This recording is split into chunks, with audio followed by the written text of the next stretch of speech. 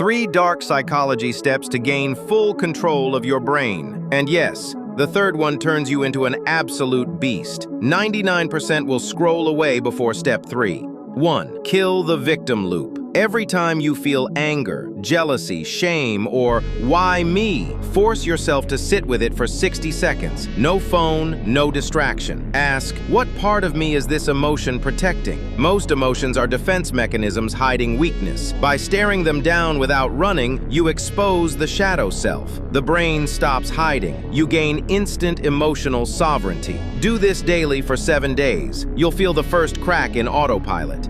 2. Weaponize cognitive dissonance. Write down 3 core beliefs you hate about yourself. I'm not good enough. People always leave. I'll never be rich. Then deliberately act the opposite for 48 hours straight. No excuses. Example, feel unworthy? Walk, talk, dress, speak like the most high-value version of you. The brain hates inconsistency. It will start rewriting the old belief to match the new behavior. This is forced neuroplasticity. Most people quit here because the discomfort is brutal. Push through equals mind starts obeying you.